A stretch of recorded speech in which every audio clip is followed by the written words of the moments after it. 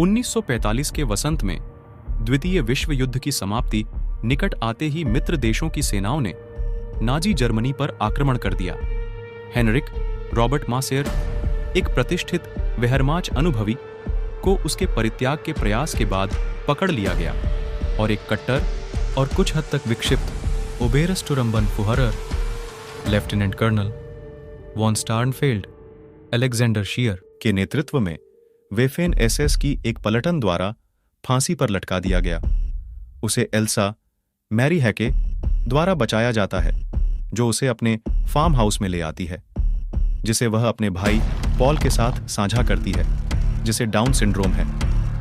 इस बीच एसएस पास के गांव में पहुंचते हैं और पहले एक यहूदी परिवार के कब्जे वाले नष्ट हुए घर में बड़ी मात्रा में छिपे हुए सोने की तलाश शुरू करते हैं। ओबरस्टारफुहरर डोरफ्लर फ्लोरियन श्मिटके के साथ कई एसएस सैनिकों को आपूर्ति के लिए एल्सा के फार्म हाउस को लूटने के लिए भेजा जाता है। जैसे ही हेनरिक अटारी में छिपता है, एसएस पॉल के साथ दुर्व्यवहार करता है और फिर एल्सा के साथ बलात्कार करने का प्रयास करता है। हेनरिक हस्तक्षेप करता है और आगामी हाथापाई में हेनरिक और एल्सा द्वारा सैनिक मारे जाते हैं, लेकिन उनका ओबरस्टारफुहरर भाग जाता है। टॉवर से धक्का दे दिया उस आदमी का MP40 पकड़ लिया और प्लाजा में एसएस पर गोलीबारी शुरू कर दी। हेनरिक और एल्सा तब पहुंचते हैं जब पॉल को वॉन स्टर्नफेल्ड ने स्नाइपर राइफल से मार डाला। आगामी लड़ाई में एल्सा को खुद को एसएस के सामने आत्मसमर्पण करने के लिए मजबूर होना पड़ा। इस बीच जब सोना अभी भी नहीं मिला तो गांव के पुजारी ने हेनरिक को बताया कि उसने मेयर और षड्यंत्रकारी नाजी सहानुभूति रखने वाली सोंजा सहित 4 शहरवासियों को क्रिस्टालनाचट की घटनाओं के दौरान असली मालिकों से सोना चुराते और उन्हें जलाते हुए देखा था। घर बदले में पुजारी ने उनसे सोना चुरा लिया और अपने चर्च में छिपा दिया।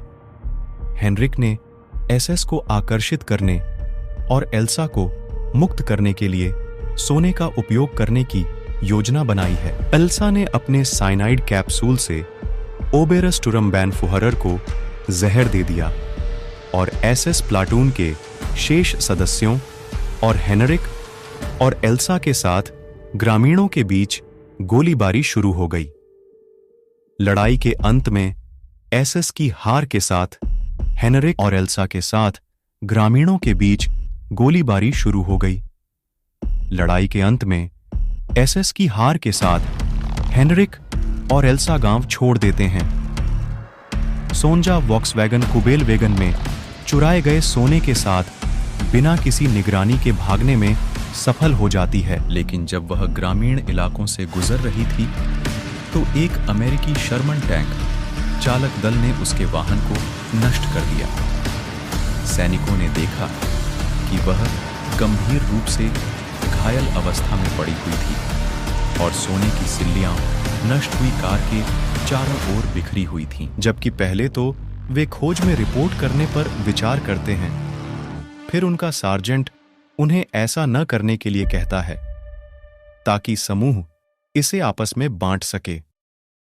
बाद में हेनरिक और एल्सा को हेगन शहर में पहुंचते देखा गया, जहां हेनरिक का अपनी बेटी के साथ भावनात्मक पुनर्मिलन हुआ।